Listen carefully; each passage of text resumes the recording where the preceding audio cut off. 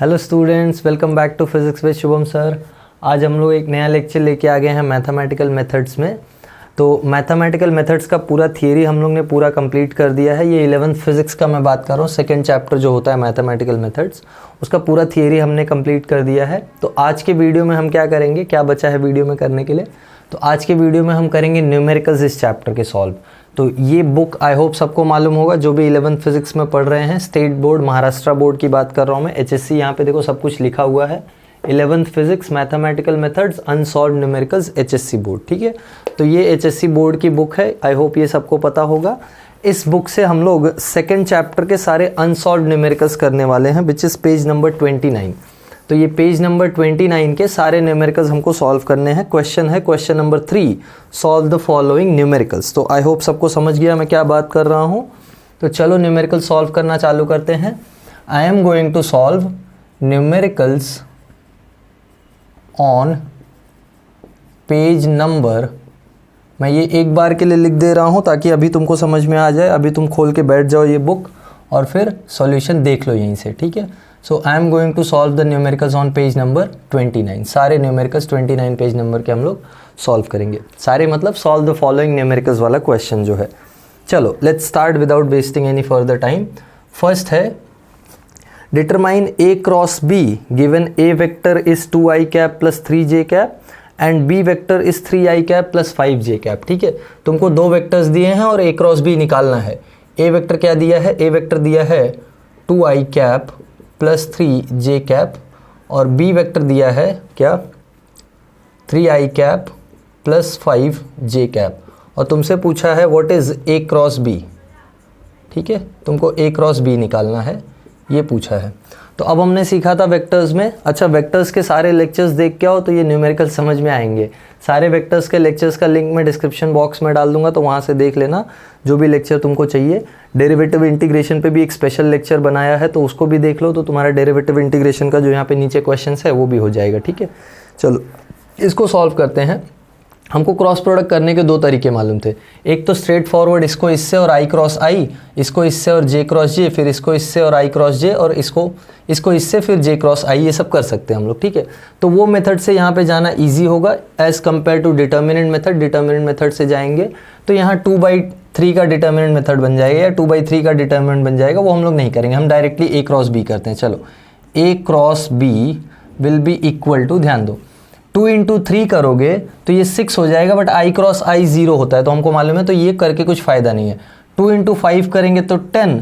i cross j क्या होता है, अब तुमको अगर ऑर्डर न याद हो तो ये याद करो, i j k। जब तुम अल्फ़ाबेटिकल ऑर्डर में चल रहे हो या क्लॉकवाइज ऑर्डर में चल रहे हो तो आंसर पॉजिटिव आता है, यानी प्लस k कैप आ जाएगा। तो ये आ गया प्लस k कैप, ठीक है। दूसरा है, इसका इससे मल्टीप्लिकेशन होगा, इसका इससे नहीं होगा क्योंकि j क्रॉस j भी 0 हो जाएगा। 3 इंटू 3 क्या है, 9। अब बचा j cross i, j cross i यानी तुम इस ऑर्डर में चलोगे तो यहाँ माइनस k कैप आ जाएगा, तो आ गया माइनस k कैप, यानी फाइनली आंसर 10k कैप और माइनस 9k कैप, राइट। तो कितना बचेगा, मेरे हिसाब से तो k कैप बचेगा ना। ये आ गया तुम्हारा a क्रॉस b का आंसर, ठीक है, k कैप। बस इतना ही था न्यूमेरिकल, परेशान मत हो, दैट्स ऑल, ठीक है। चलो नेक्स्ट देखते हैं, और एक यहीं कर देता हूँ, फिर मैं इसको रफ करता हूँ। वीडियो छोटा होने वाला है, फटाफट न्यूमेरिकल्स करके ख़त्म कर देते हैं। ये चैप्टर का बचा हुआ था तो मैंने बोला कर देता हूँ। चलो, show that vectors a, b and c are mutually perpendicular where given vectors are. तुमको गिवन है a वेक्टर कितना दिया है, a वेक्टर दिया है 2i cap plus 3j cap plus 6k cap. ये नोट डाउन करते चलो सब लोग, सॉल्यूशंस मैं रफ कर दूंगा। b vector is equal to 3i cap minus 6j cap plus 2k cap, ठीक है। And lastly c vector is equal to 6i cap plus 2j cap minus 3k cap, ठीक है। कैसे प्रूफ करोगे, हमको प्रूफ करना है कि A vector is perpendicular to B vector is perpendicular to C vector, मतलब तीनों म्यूचुअली परपेंडिकुलर हैं। कैसे प्रूव करेंगे? हमको मालूम है दो वेक्टर्स परपेंडिकुलर होते हैं तो वो टाइम पे उनका डॉट प्रोडक्ट जीरो होता है, तो इन दोनों का डॉट प्रोडक्ट निकालो, अगर जीरो आया तो मतलब प्रूव हो जाएगा ए इज परपेंडिकुलर टू बी। फिर बी और सी का डॉट प्रोडक्ट निकालो, अगर ये प्रूव हो गया कि बी और सी का डॉट प्रोडक्ट जीरो है तो मतलब बी और सी भी परपेंडिकुलर प्रूव हो जाएंगे। और अगर ए और सी का भी चेक करना है तो ए डॉट सी भी करके देख लो। So will just do that. Let's find A dot B. Dot product करने में क्या, आई वाले को आई से, जे वाले को जे से, के वाले को के से, दैट्स ऑल। वही करना होता है तुमको, क्योंकि तुमको मालूम है आई डॉट आई 1 होता है और बाकी I dot J 0, I dot के 0। तो ये 2 3 6, फिर इधर 3 6 18 यानी -18, फिर 6 2 12 यानी +12। तो मेरे हिसाब से ये 12 + 6 18 -18 यानी ये 0 आ गया। यहाँ से क्या प्रूव हो रहा है? A vector is perpendicular to B vector. ठीक है, बी डॉट सी करके देख लो। बी डॉट सी बहुत इजी क्वेश्चन है, परेशान मत हो। 3 6 18, आई वाले का आई से, 6 2 12, यहाँ ध्यान दो -6 है तो -6 × 2 -12। फिर ये 2 3 6, यहाँ भी -6 है तो -3 है, मतलब -6 आंसर आएगा। तो ये भी देखो 18 और -18 यानी 0। तो इससे क्या प्रूव हो रहा है? B vector is perpendicular to C vector, simple as that. और अल्टीमेटली जब ए बी को परपेंडिकुलर और बी सी को परपेंडिकुलर है तो ए सी को भी परपेंडिकुलर हुआ ना। या कन्वर्सली हम लोग चेक भी कर लेते हैं ए डॉट सी करके। 2 6 12, फिर 3 2 6, फिर 6 3 यहाँ माइनस साइन है तो -18, तो ये भी आ गया 0। 12 + 6 18, -18 0, यानी A vector is also perpendicular to C vector. हो गया प्रूव, यही तो प्रूव करना था। A perpendicular to B perpendicular to C, तो प्रूव हो गया ना, ए बी सी तीनों कैसे हैं? Mutually perpendicular. ठीक है, चलो यहाँ तक ये आई होप सबने नोट डाउन कर लिया होगा। ठीक है, हम लोग नेक्स्ट क्वेश्चन देखते हैं, तब तक ये नोट डाउन कर लो। देखो अगर नोट डाउन करने का टाइम नहीं मिल रहा तो पॉज करके नोट डाउन कर लो। पॉज कर दोगे तो मैं बोल नहीं पाऊंगा ना, ऐसा लग रहा है कि मैं लिखने के टाइम पे एक्सप्लेनेशन दे रहा हूँ, तो पॉज कर लो, कोई प्रॉब्लम नहीं है। ठीक है, थर्ड देखते हैं। थर्ड है determine the vector product of v1 and v2 given है। v1 वेक्टर कितना है? v1 वेक्टर है 2i कैप + 3j कैप और -k कैप। ठीक है, where v2 vector is given as, where as v2 vector is given as i cap + 2j cap -3k cap. ठीक है, हमको वेक्टर प्रोडक्ट निकालना है। वेक्टर प्रोडक्ट मतलब समझता है ना, क्रॉस प्रोडक्ट, तो क्रॉस प्रोडक्ट करना है। So let's do v1 vector cross v2 vector. अब ध्यान से देखो, ये 3/3 का हमको डिटर्मिनेंट मिल जाएगा, तो हम डायरेक्ट डिटर्मिनेंट मेथड से करते हैं। i j k, ठीक है, इसके i j के कोएफिशिएंट्स लिख लो, 2 3 -1, इसके i j के 1 2 -3। ठीक है, समझा? चलो सॉल्व करते हैं। पहले i कॉमन होगा तो ये रो ये कॉलम जाएगा, 3 3 9 यानी -9, माइनस ऑफ 2 1 2 यानी -2।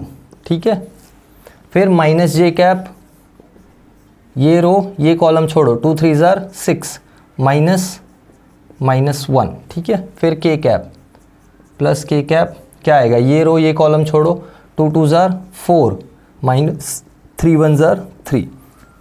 देखो क्या मिल रहा है, ये -9 और ये +2 यानी -7, तो -7i कैप। ठीक है, -j कैप है, देख लो, ये -6 और ये +1 यानी +5, सॉरी -5 बाहर आएगा तो +5, क्योंकि बाहर माइनस साइन है, तो ये +5j कैप, समझा? और लास्ट में 4 -3 इस k कैप, सो +k कैप।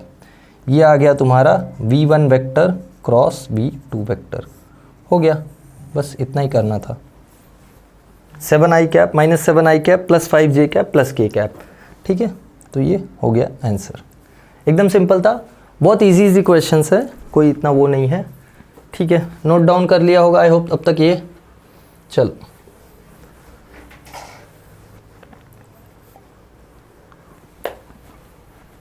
जब तक मैं ये रफ कर रहा हूँ तब तक तुम ये नोट डाउन कर लो। ठीक है, देखते हैं अब अगला क्वेश्चन कर लेते हैं।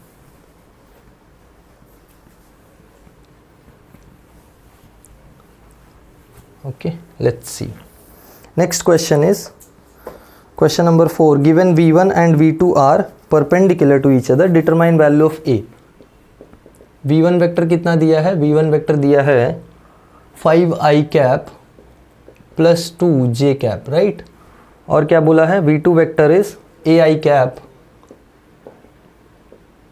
Minus 6j cap, right. हमको बोला है given v1 vector is perpendicular to v2 vector.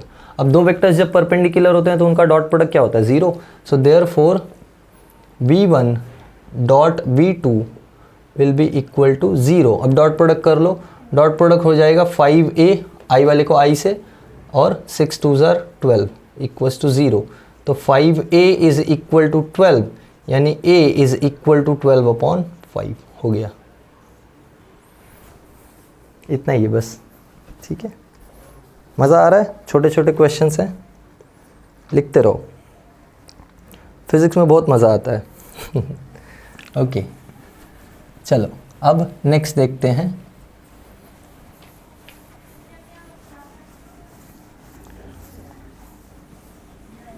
Next question क्या है, अब तुम्हारा डेरिवेटिव्स वाला पार्ट स्टार्ट हो रहा है, डेरिवेटिव और इंटीग्रेशन का।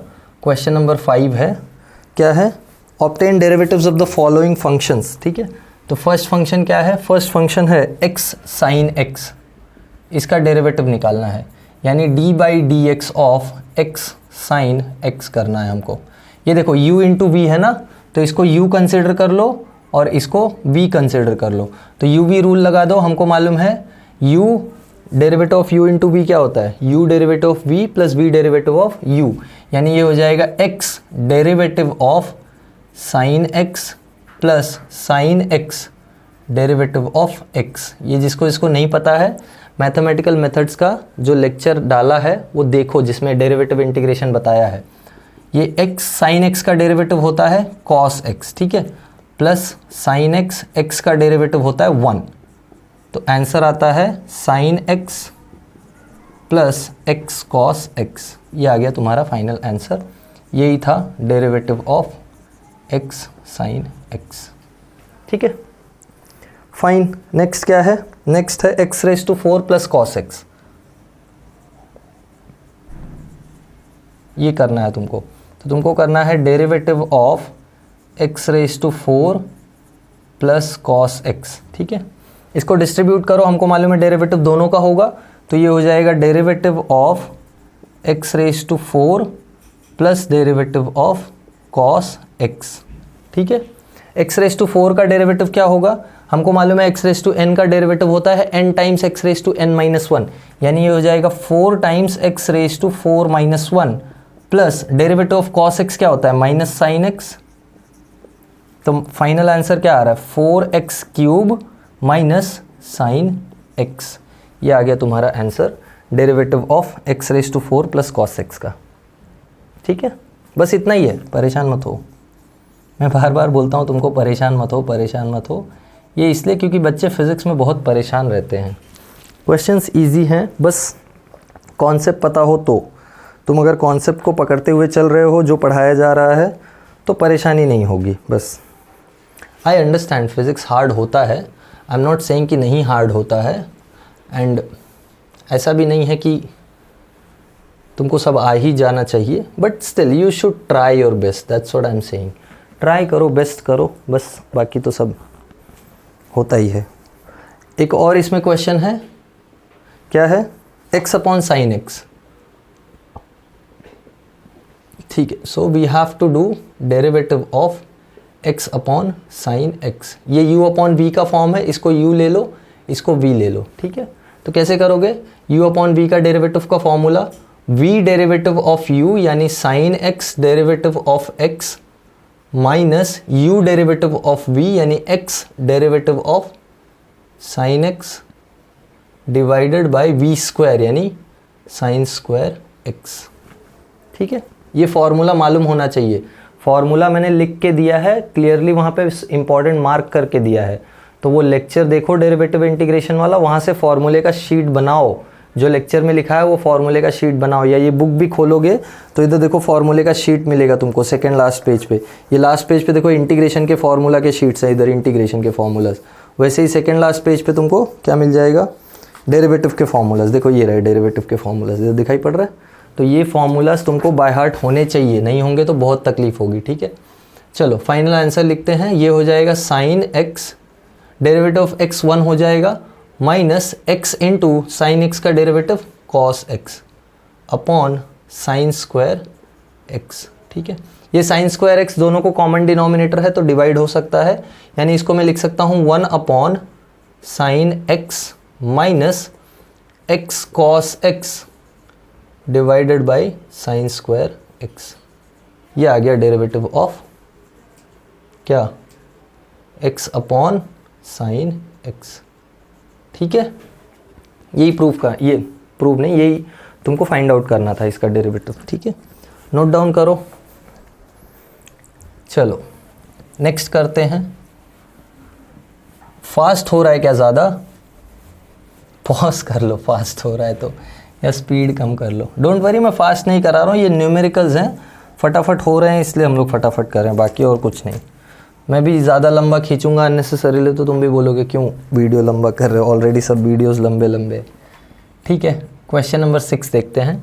हमको क्या करना है, using the rule of differentiation for quotient of two functions prove that derivative of sine x upon cos x is equal to sec square x. ये हमको प्रूव करना है।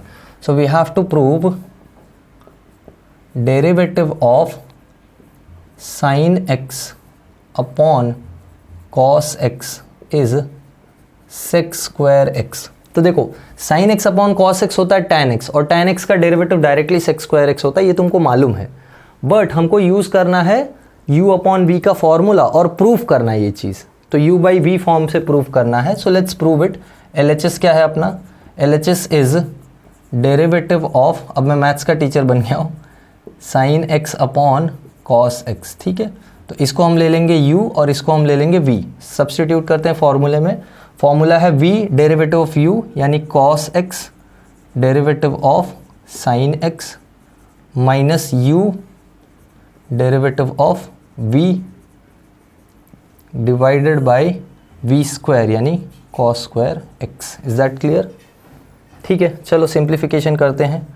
cos x into derivative of sin x क्या होता है? cos x, तो cos x into cos x minus sin x, cos x का derivative क्या होता है? माइनस साइन एक्स, ये बात याद रखना, divided by cos square x, ठीक है।